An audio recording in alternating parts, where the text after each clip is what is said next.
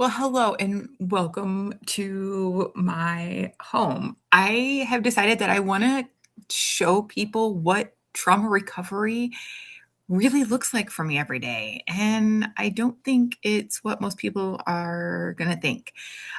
So I just want to say that, like, as someone who survived both severe trauma and lives with a brain injury, sleep is probably the single biggest predictor of how well my brain functions.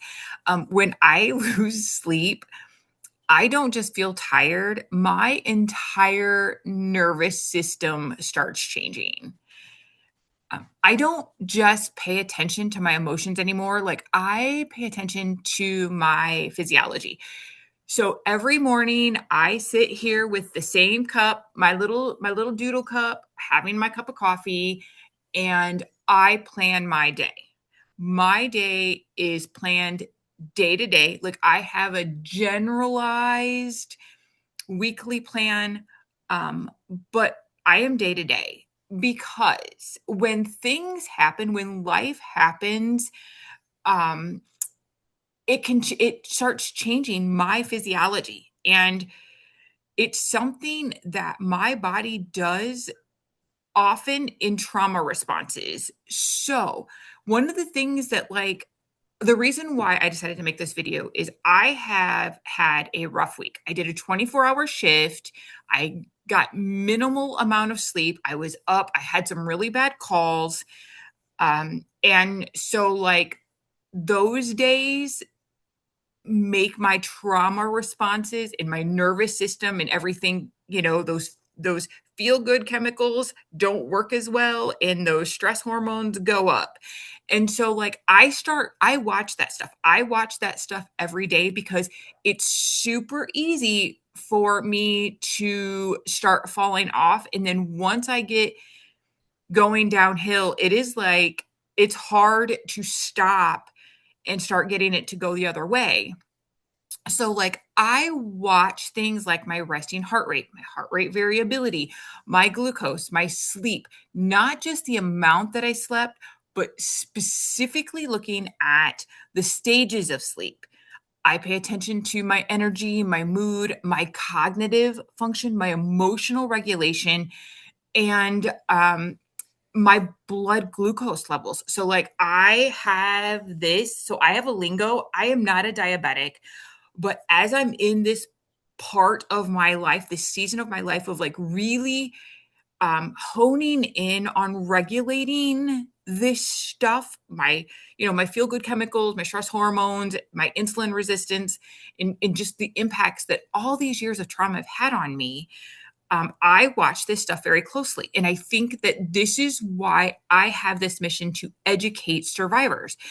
Because once you learn how stress impacts your body, you can do the things that work for you and your physiology and the way your body interacts to kind of get things back on track before you slide off. Because I used to be where I would just keep going. Like, we are a society of constant busyness. We don't prioritize rest. We don't prioritize, self care.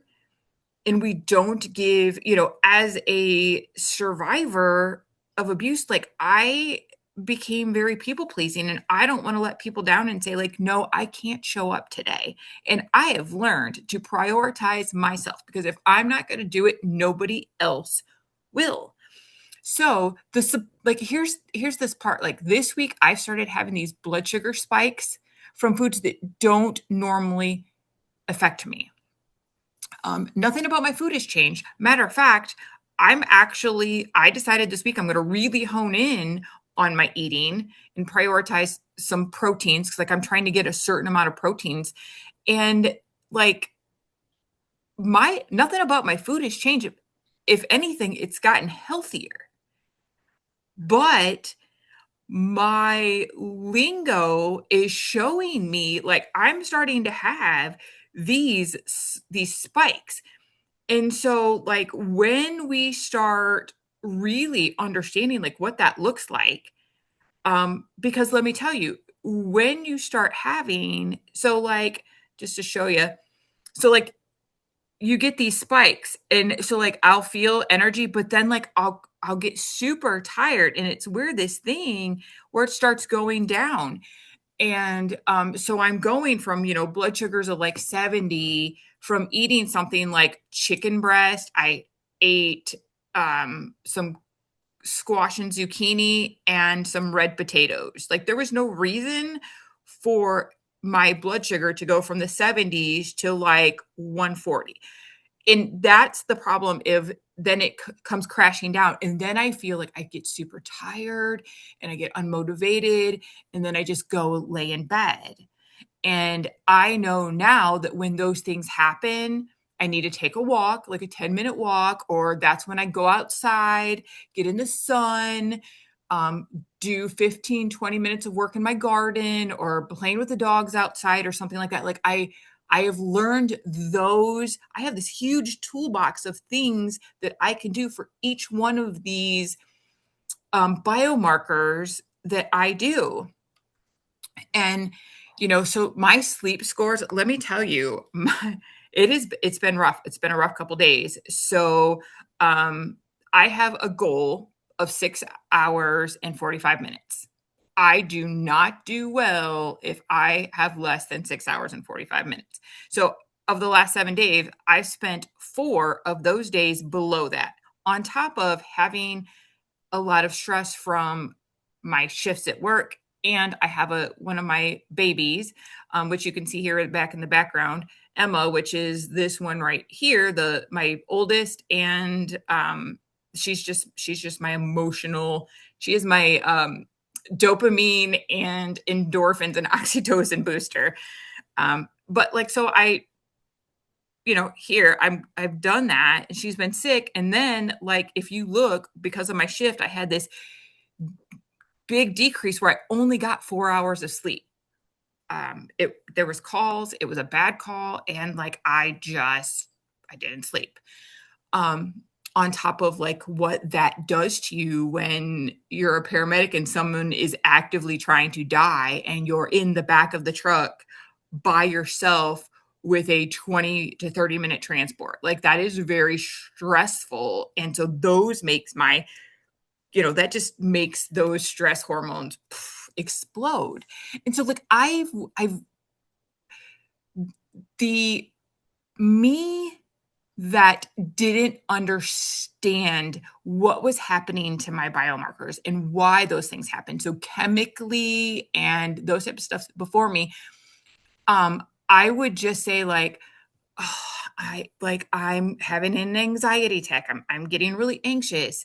Or I would say things like when I would hit those brick walls, which I know now are like neurofatigue, my blood glucose being super low or stuff like that. Like I would be like, man, I'm getting into a depression again. Like, I don't understand. And so, like, I would start thinking that something was wrong with me. And so then, these providers would tell me, like, oh, it's your hormones. Oh, you're anxious. Oh, you're depressive. And then they would be like, here's a script, here's a script, here's a script. I don't need that. Like, I'm not on medicine anymore, because I understand that how many times my brain and my body are responding exactly how they were designed to respond after trauma. And so I just need to come along beside them and fuel them in the best way. So to now, instead of judging myself, I start looking at these statistics. I grab my phone every morning and I make my to-do list of the things that like I really want to get done. And I look and I'm like, whoa, wait a minute. I don't judge myself anymore. I start asking these different questions like, did I sleep? Have I been under unusual stress? Like, what are these biomarkers telling me? And then I ask myself the most important question: what does my nervous system need me to prioritize today? And so, like, I today, I know I need to intentionally help my body recover. So I prioritized sleep last night. Um, like today I need some time with my dogs. I need, to spend a little bit more time in, for what I believe. I have a strong sense in faith, so I will spend some more time, quiet time with God and in my prayers. I'm going to prioritize protein, hydration, breathing, movement, less stimulation, and less connection with people. So I'm supposed to have a meeting that's not an important, like all my meetings are important, but like it's not a critical one, and it's with someone that I know and knows that I do these things. So I have emailed asking if, like, hey, this is what it's been. Can we postpone and reschedule this? Um, because like I need, today's going to be a um no TV, no social media, like no scrolling, no radio. My pager will be off. Like I am going to just today, like I am not going to try to force my body to perform right now because I need to come alongside it and help it regulate. I need to get this under control now because yesterday, man, whew, like I had such brain fog. And so, like, there are times, and I don't know if you ever had a really bad hangover or you've been severely dehydrated, but that just like your brain feels like heavy and foggy and clogged. That's how I felt yesterday. And so today, like, I not gonna do it. I'm going to take care of myself because I that feeling was horrible yesterday. And me getting better sleep last night, I feel much better this morning. But my heart rate is still up. My heart rate variability kind of went down. Like, so I need to just really today get it tighten it up and just give my body exactly what it needs.